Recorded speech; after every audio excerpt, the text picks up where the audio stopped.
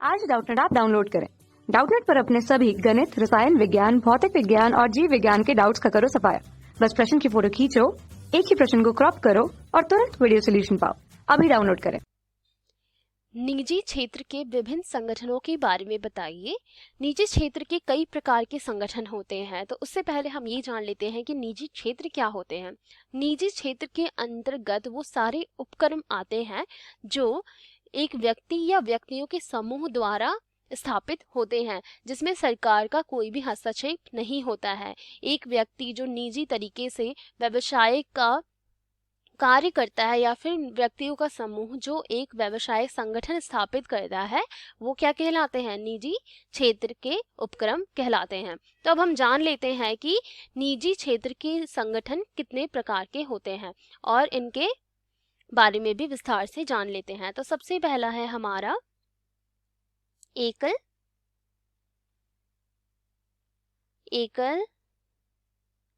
स्वामित्व। एकल स्वामित्व वाले व्यवसाय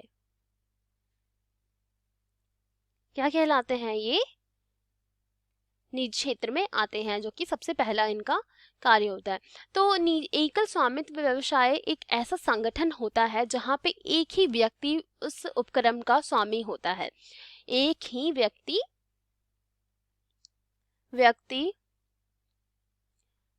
उपक्रम का स्वामी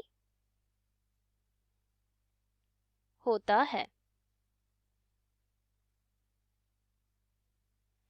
तो एक ही व्यक्ति जो होता है वो इस उपक्रम का स्वामी होता है और सारे कार्य किसके द्वारा किए जाते हैं? उसी एक ही व्यक्ति के द्वारा किए जाते हैं। जितना लाभ और हानि होता है वो एक ही व्यक्ति उठाता है और इस संगठन के लिए हमें कोई सा भी प्रपत्र नहीं साइन करना होता है, कोई सा भी हमें सरकारी दस्तावेज साइन करने की कोई आवश्यकता नहीं होती, क्योंकि एक ही जो व्यक्ति होता है वही सारे कार्य करता है, उसे किसी और के प्रति वो बाध्य नहीं होता है। अब हम देख लेते हैं कि हमारा दूसरा एकल संगठन निजी संगठन क्या होता है। दूसरा हमारा हो गया साझेदारी फर्म।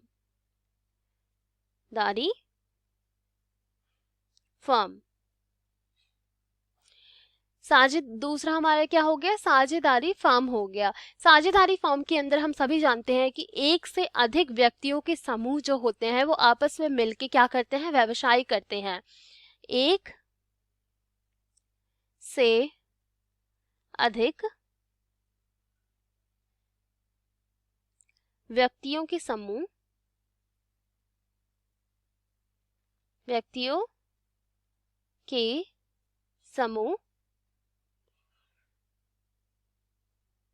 आपस में मिलकर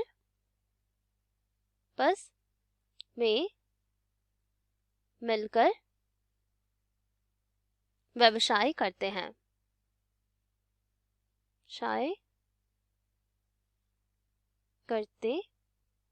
हैं। ये जो व्यक्ति होते हैं वो आपस में मिलके ही जितने भी कार्य करना हो वो एक से अधिक एक समूह में मिलके सारे कार्य करते हैं। तो ये क्या कहलाते हैं? साझेदारी फर्म कहलाते हैं। और जितने भी कार्य होते हैं वो एक दूसरे के प्रति वो बाध्य होते हैं। अर्थात एक व्यक्ति अगर कोई सभी कार्य करता है तो उसका दूसरे सदस्य पे भी, दूसरे स्वामी पे भी उसका असर होगा। अर्थात एक दूसरे के कार्यों के प्रति ये बाध्य होते हैं। तो ये क्या हो गया? हमारे साझेदारी फर्म हो गया। अब हम तीसरा देख लेते हैं कि हमारा तीसरा निजी क्षेत्रों में कौन सा उपक्रम आता है। तो हमारा तीसरा निजी उपक्रम में आ जाता है संयुक्त पूंजी कंपनी। अर्थात संयुक्त पूंजी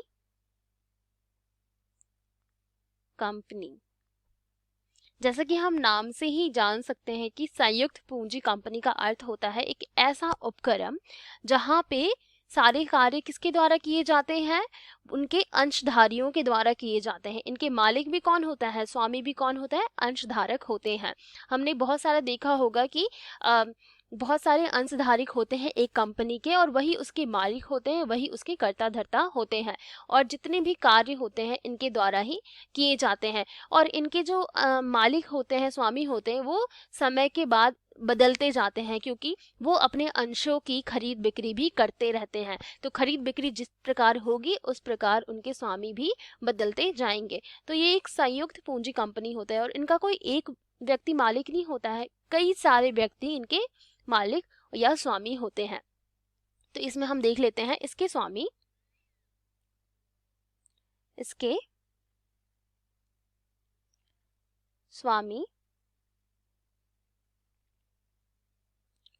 अंशधारक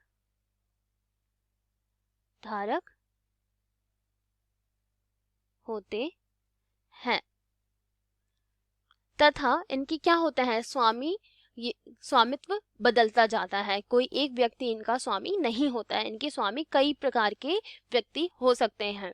और ये संयुक्त पूंजी कंपनी इसलिए होती है क्योंकि ये अलग अलग व्यक्तियों से अलग अलग पूंजी इकट्ठा करती है, फिर जाके अपनी कंपनी को चलाती है। तो इसलिए हम कह सकते हैं कि इनके जो होते हैं स्वामी बहुत सारे होते हैं, वो सभी स्वामी क्या होते हैं, समय के साथ बदलते जाते हैं, क्योंकि जितने भी अंशधारक होते हैं वो अपने अंशों को भी खरीद बिक्री करके क्या कर सकते हैं, अपने स्वामित्व को बदल सकते हैं।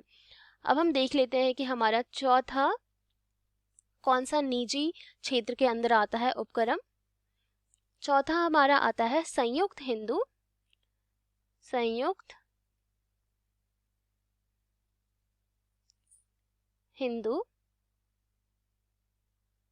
परिवार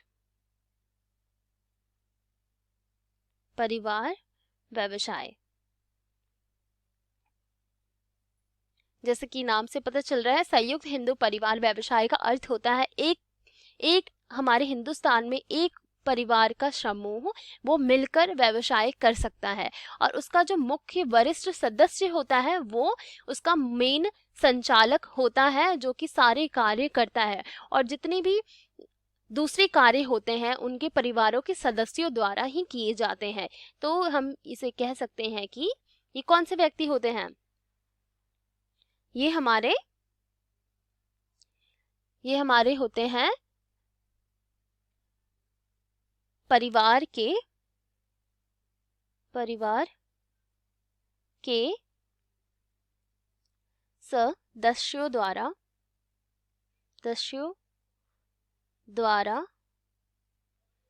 स्थापित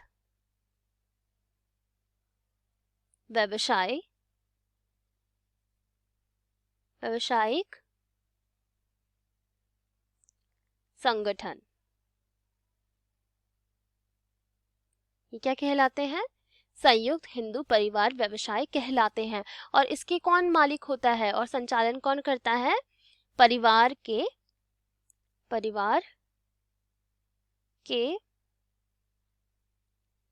वरिष्ठ सदस्य इसका संचालन करते हैं। परिवार के वरिष्ठ सदस्य इसका संचालन करते हैं, तथा इसमें वरिष्ठ सदस्य का अर्थ है केवल पुरुष ही नहीं, महिलाएं भी इनका वरिष्ठ सदस्य बन सकती हैं, और वो भी इसी प्रकार से कार्य करेंगी जिस प्रकार एक पुरुष संचालन करेगा। तो इसमें एक महिला भी वरिष्ठ सदस्य बन सकती है, जो सारे कार्यों का संचालन करे, सारे प्रपत्रों पे अपने साइन करे, और सारे मुख्य कार्य करे, वो एक महिला भी हो सकती है। तो परिवार में जो सभी सदस्य मिलकर एक व्यवसाय की स्थापना करते हैं वो हमारा क्या कहलाता है, संयुक्त हिंदू परिवार का व्यवसाय कहलाता है। अब हम देखते हैं कि हमारा पांचवा निजी क्षेत्र के उपक्रम कौन है। तो पांचवा हमारा हो गया सहकारी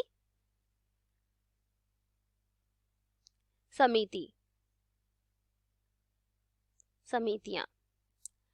तो सहकारी समिति कई प्रकार की हो सकती है। तो सरकारी समिति का अर्थ होता है एक ऐसा उपक्रम जो एक सदस्यों को मिलके, कुछ सदस्य जो अपने आर्थिक हितों की, समान आर्थिक हितों की सुरक्षा करने के लिए बनाया जाता है। हमने देखा है कि कई सारे जो पिछड़े राज्य हैं, पिछड़े जो छोटे शहर हैं, वहाँ के लोग आपस में मिलके अपने हितों की सुरक्षा करने के लिए आपस में मिलकर एक संगठन का निर्माण करते हैं, जिसके द्वारा वो अपनी हितों की सुरक्षा करने के लिए कार्य करते हैं। जितने भी उन्हें कार्य करने हैं वो अपने हितों की सुरक्षा करने के लिए वो कार्य करते हैं। तो हम ये कह सकते हैं कि इनकी स्थापना क्यों की जाती है। सामान्य सामान्य व्यक्तियों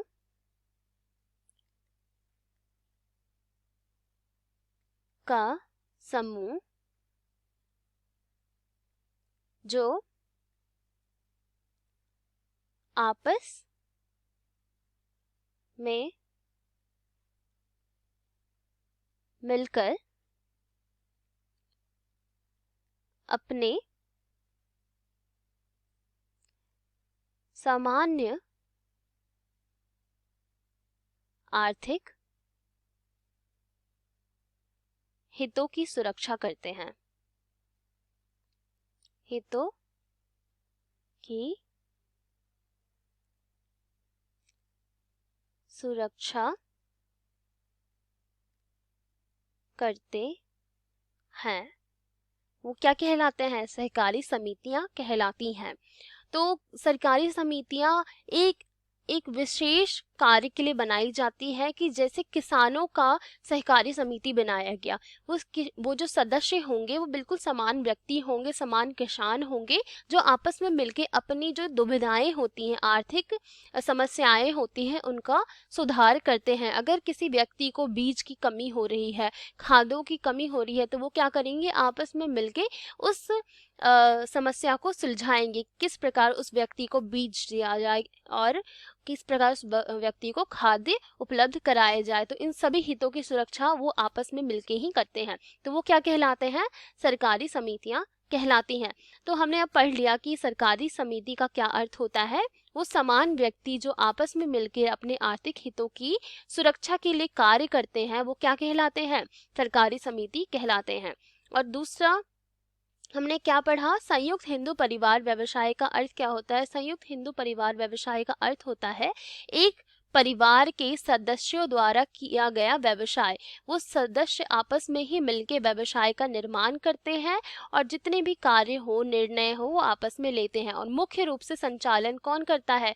उस सदस्य का वरिष्ठ नागरिक उस व्यवसाय का संचालन करता है। और संयुक्त पूंजी कंपनी का क्या अर्थ होता है? संयुक्त पूंजी कंपनी में वो संस्था या वो उपक्रम आ जाता है जिसमें हमारे अंशधारक उस कंपनी का मुख्य स्वामी होता है। और हमारे जितने भी अंशधारक हैं वो समय के साथ बदलते जाते हैं, क्योंकि वो अपने अपने अंशों को भी खरीद बेच करके अपने स्वामित्व को बदलते रहते हैं।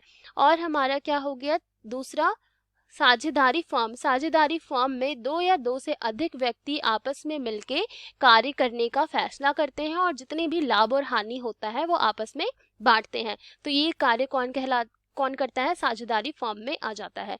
और हमारा सबसे पहला और आखिरी क्या हो गया? एकल स्वामित्व व्यक्ति व्यवसाय। अर्थात एक ही व्यक्ति क्या होगा?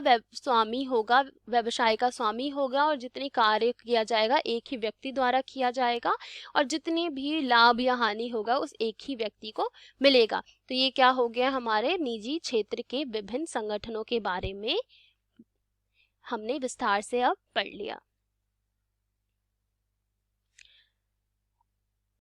कक्षा 6 से 12वीं से लेकर नीट, IIT, JEE वो एडवांस के लेवल तक 1 करोड़ से ज्यादा छात्रों का भरोसा। आज ही डाउनलोड करें डाउटनेट ऐप या व्हाट्सएप करें अपने सारे डाउट्स 8400 400 400 पर।